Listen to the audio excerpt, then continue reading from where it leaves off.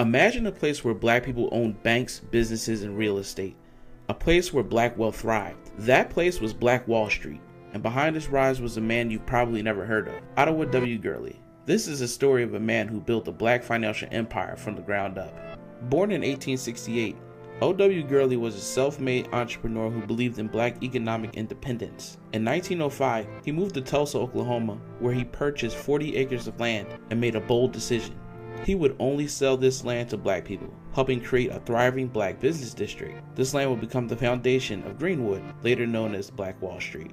Gurley built a hotel, grocery stores, and businesses proving that black wealth could thrive. He loaned money to black entrepreneurs with no interest, helping them start businesses. Within a few years, Greenwood became home to black doctors, lawyers, and millionaires, a rarity in the Jim Crow era. This wasn't just a neighborhood, this was a symbol of black self-sufficiency. Greenwood, Oklahoma, 1921. The north side of Tulsa was a prosperous community, exclusively black, because Jim Crow laws prohibited Negroes from living in white neighborhoods, where it was said more than 3,000 Ku Klux Klan members resided in the area. At that time, there were countless all-black communities, like Greenwood, scattered throughout the U.S., 60 in Oklahoma Territory alone. Greenwood, however, was the jewel of Negro America. Though white Tulsans called it Little Africa, Booker T. Washington gave it the name we know it as today, Black Wall Street. And it was the wealthiest black community in America, where black men and women came to pursue the American dream. It boasted black-owned banks, pharmacies, grocery stores, movie theaters, restaurants, churches, newspaper publishing, law offices, a bus company, its own school district, where the average student wore a uniform with a suit and tie, a business college, a hospital with an entire black staff, and an internationally acclaimed surgeon. Black millionaires, which Greenwood was known to have had more millionaires residing there than the entire United States combined. And of the only 2 airports in the state of Oklahoma, one of them was for the half-dozen private airplanes owned by its black oil tycoons. To top it off, the minimum wage and living standard of a resident of Black Wall Street far exceeded that of the average white citizen of Tulsa. But on May 30th, 1921, all that changed. Dick Rowland, a shoeshine boy, entered the elevator in the Drexel building to use one of the only few colored bathrooms in downtown Tulsa. On the top floor, Sarah Page, a 17-year-old, a white elevator operator, began operating the elevator when it lurched, causing Rowland to stumble. He bumped into Sarah, and she screamed. Rowland, knowing what Frederick Douglass had penned as the truth with regards to the treatment of black men in America, to be accused was to be convicted, and to be convicted was to be punished. In this case, punishment, when it came to the accusations of a white woman, meant death, and knowing her scream was a likely death sentence, young Rowland ran away. He was later seized and apprehended with the intent of being lynched. Word of a black man raping a defenseless white girl spread throughout the Tulsa area.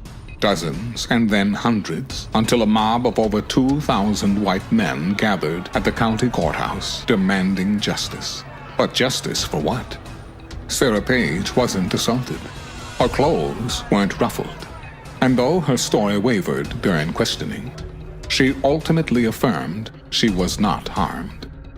Moreover, she refused to sign a statement saying that she had been raped. But don't let the facts get in the way of a false accusation of a black man who needed to be put in his place at the end of a rope. The Tulsa Tribune reported, "A Negro assaults a white girl. And later, To lynch Negro tonight." with no basis in fact for the allegations of rape, the mob persisted in their demand for justice of a white girl who emphatically stated that no injustice had been done. Walter White of the New York Evening Post wrote, Chief of Police John A. Gustafson, Sheriff McCullough, Mayor T.D. Evans, and a number of reputable citizens, among them prominent oil operator, all declared the girl had not been molested, that no attempt at criminal assault had been made. Victor F. Barnett, managing editor of the Tribune, stated that his paper had since learned that the original story that the girl's face was scratched and her clothes torn was untrue. and there you have it. Fake news. But the damage had already been done, and the wheels were set in motion. Armed black World War I veterans were among the less than 100 members of the Greenwood community who came to prevent another lynching of a black man, as thousands had been lynched since the generation of Reconstruction. A verbal confrontation led to a shot being fired, triggering what would soon become the most bloody racial conflict in American history. Some 500 members of the white mob were armed and deputized by city officials, and those who didn't own weapons looted stores to obtain guns and ammunition along the way. Thousands of angry white men descended upon Little Africa, as a few white families provided sanctuary to those fleeing from violence. Over the course of 24 hours, the mob looted, murdered, and razed the wealthiest black city in America to the ground. Eyewitness testimony stated a dozen or more planes circled the black area, dropping burning turpentine balls over the city of Greenwood and firing bullets at black residents young and old, gunning them down in the streets. It was the first and only time Americans used planes to attack and kill its own citizens, as it destroyed an entire city. Authorities engaged in a concerted effort to prevent help from arriving until considerable damage was done, by cutting off communication requesting help, blocking transportation ways of firefighters and ambulances, and even preventing the Red Cross from coming in earlier to help the injured and terrorized community. As they passed the city's most traveled street, they held both hands high above their heads, their hats in one hand as a token of their submission to the white man's authority. They will not return to the homes they had on Tuesday afternoon, only the heaps of ashes, the angry white man's reprisal for the wrong inflicted on them by the inferior race. Tulsa Tribune. Following the massacre, insurance companies refused to compensate the residents, though the city and its officials were found negligent in preventing it. Decades of silence about the terror, violence, and theft passed. There were no convictions for any of the charges related to the murders or violence. Not one white person was ever held responsible for these crimes, though dozens of black men were indicted for inciting a riot. Government and city officials not only failed to invest and rebuild the once thriving Greenwood community, but blocked efforts to do so, and even actively sought to appropriate their land.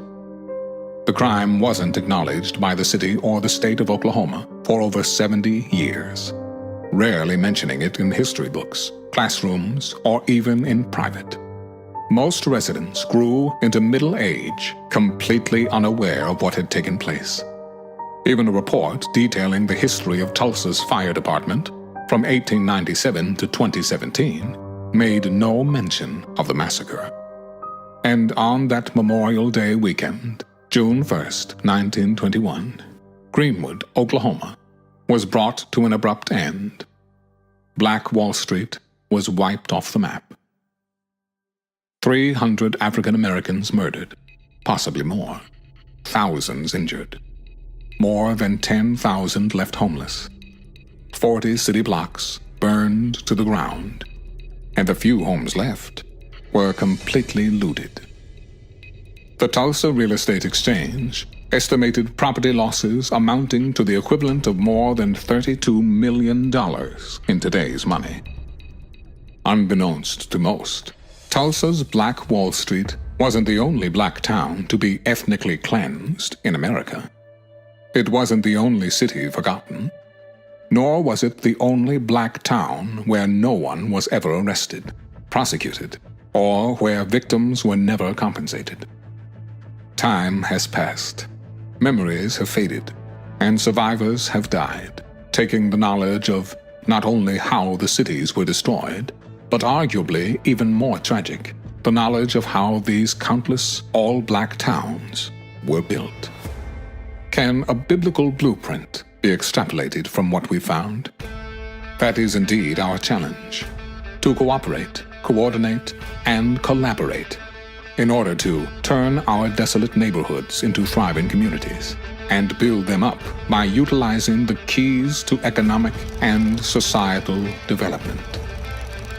Let us rediscover, let us reunite, and let us rebuild a new Black Wall Street. BlackWallStreetResurrection.com. Coming soon to a hood near you.